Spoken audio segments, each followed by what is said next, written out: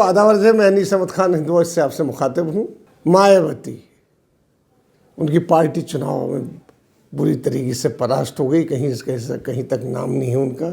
एक जीता है बड़ी मुश्किल से, बाकी उनकी पार्टी सुपड़ा साफ हो गई है।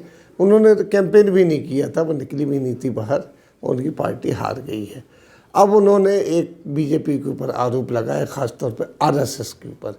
उन्होंने कहा कि आरएसएस ने प्रोपेगेंडा किया है चुनाव के टाइम पे पूरे यूपी में, हमारे जो जितने भी वर्कर्स थे उनके बीच में जाके, कि अगर बहन जी की पार्टी बीएसपी चुनाव हार गई और सत्ता में नहीं आई तो बीएसपी की जो कर्ता धर्ता हैं, नेत्री हैं मायावती, बहन मायावती जी को राष्ट्रपति बना दिया जाएगा। ये उन्होंने प्रोपेगेंडा किया।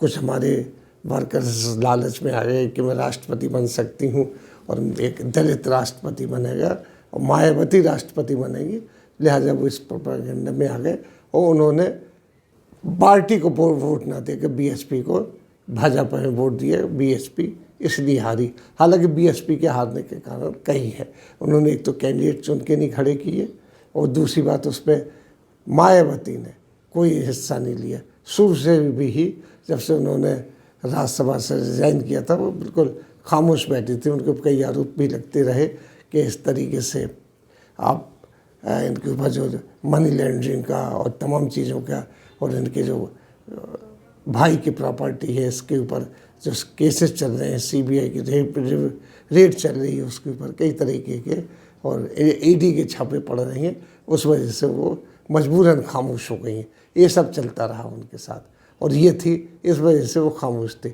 लेकिन अब उन्होंने एक आरोप लगाया, उन्होंने कहा कि ऐसा ही एक प्रपोजल भाजपा सुप्रीमो जो थे कांसीराम के लिए भी दिया गया था, लेकिन उन्होंने आउटराइटली रिजेक्ट कर दिया था। और मैं उनकी एक चेली लफ्ज़ इस्तेमाल किया, मैं कैसे इसको एक्सेप्ट कर सकती हूँ, और लिहाजा मैंने भी इसको कभी नहीं मंजूर किया और रिजेक्ट कर दिया था और करती रहूँगी। मैं राष्ट्रपति नहीं बनूँगी, मैं अपनी कौम की खिदमत करूँगी। अब वो कितनी खिदमत कर रही, क्या कर रही, वो तो सब लोग देख रहे हैं।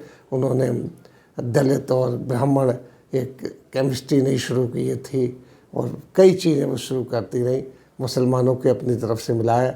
लेकिन इस चुनाव में वे बिल्कुल खामोश नहीं आ रहा। हालांकि उनका बयान आया कि अगर भाजपा जीतती है और उनको कुछ वोटों के कमी पड़ती है सरकार बनाने में तो अपने वोट उनको दे देंगी, यानी अपने कैंडिडेट उन्हें दे सकती हैं, ये उन्होंने कहा था। और बिल्कुल निकली भी नहीं, बिल्कुल खामोश रही वो।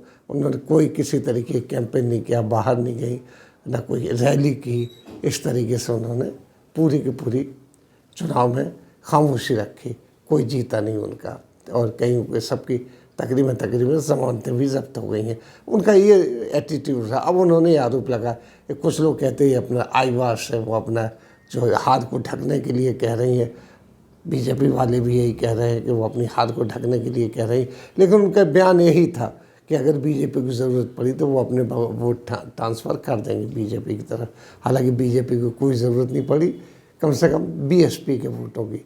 बीएसपी अपने ही कमज़ोर नेतृत्व और कमज़ोर कैंपेन की वजह से हार गई थी। और ये मायावती की एक अपनी एक चाल समझी जाएगी या कुछ समझाया जाएगा कि उन्होंने इस तरीके का आरोप लगा के अपने आप को सेव करने की कोशिश की। लेकिन उसके बावजूद भी अभी तक देखा गया कि मायावती बिल्कुल खामोश है। अब उन्होंने नई चीज़ लेके आई, उन्होंने एक 2 पेज का एक प्रेस रिलीज़ जारी की है इसी बात के ऊपर कि किस तरीके से आरएसएस ने पूरा जाल बुन के उनको हराया है। उसमें मेन बात यह है कि उनके लिए राष्ट्रपति पद के लिए ये कहा गया कि वो राष्ट्रपति पद की उम्मीदवार बीजेपी बनाएगी, उनको राष्ट्रपति बनाएगी। ये हमारे कैंडिडेट जो हमारे जो समर्थक थे उनको लालच दिया गया और भ्रम में रखा गया, जो कि एक गलत बात थी। अगर बहन जी ये बात कर रहे थे, भ्रम में रखा जा रहा था, जो आपको पता थी, तो आपको बाहर निकल के इसको कंट्राडिक्ट करना चाहिए था। नहीं आई वो बाहर निकल के इसको कंट्राडिक्ट करने के लिए। उन्होंने हर लेवल पे बीजेपी को जाके सपोर्ट किया, नीचे की लेवल पे और अंदर खाने भी जैसा था कि उन्होंने बीजेपी को ही सपोर्ट किया है इस बात के लिए। हालांकि ये तो है नहीं कि वो उनको राष्ट्रपति पद के लिए नॉमिनेट कराते या उनके लिए पद के लिए उम्मीदवार बनाते, ऐसा कुछ नहीं था। इस तरीके की बातें करती रही हैं। अब अपनी हार को छुपाने के लिए, अपने जो बुरी तरीके से हारी, हालांकि ये वो मायावती हैं जो कि यूपी की चीफ मिनिस्टर रह चुकी हैं 2 बार, उसके बाद भी हार गई। अब उनकी पार्टी का पता ही नहीं चल रहा है कि वो कहाँ गई है पार्टी बीएसपी। हालांकि बड़ी ज़ोर शोर से निकली थी।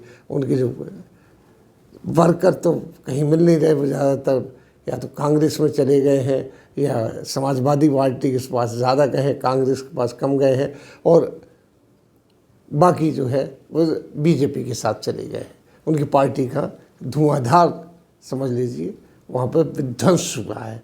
और मायावती उसके ऊपर कोई गौर नहीं कर रही हैं, बस उनका अब स्टेटमेंट आया है। लगता है लोगों का कहना कि अब वो एक्टिव होंगी, वो कुछ करेंगी, लेकिन अब क्या करेंगी ये देखने वाली बात है। इसी तरीके से मायावती शुरू से ही उन्होंने कई मुद्दों पर बीजेपी का सपोर्ट किया है। सदन में नहीं, सदन में तो वो राज्यसभा से इस्तीफा दे के आ गई थी। काफ़ी देर तक वो बिल्कुल खामोश रही, हाइबरनेशन जिसको कहा जाएगा उसमें रही। उसके बाद उन्होंने बीजेपी को सपोर्ट किया कई मुद्दों पे, जैसे कि CAA NRC के ऊपर उन्होंने मुसलमानों को सपोर्ट न करके बीजेपी को सपोर्ट किया था कि उन्होंने जो कुछ कर रही है सरकार वो सही कर रही है और ये गलत नहीं है। CAA कानून को जो लागू कर रहे हैं, इस तरीके की बातें जिसके ऊपर पूरे के पूरे जो मुसलमान आंदोलित थे वो अब भी आंदोलित हैं। ये मायावती की पॉलिसी रही। अब वो नया हथियार लेके आई हैं इस तरीके से अपने हार को छुपाने के लिए। अब कब तक कैसे होता है ये देखने वाली बात है। इसी के साथ हम आपसे लेते हैं विदा। अगले लिंक में फिर हाजिर होंगे, तब तक के लिए दीजिए हमें इजाज़त।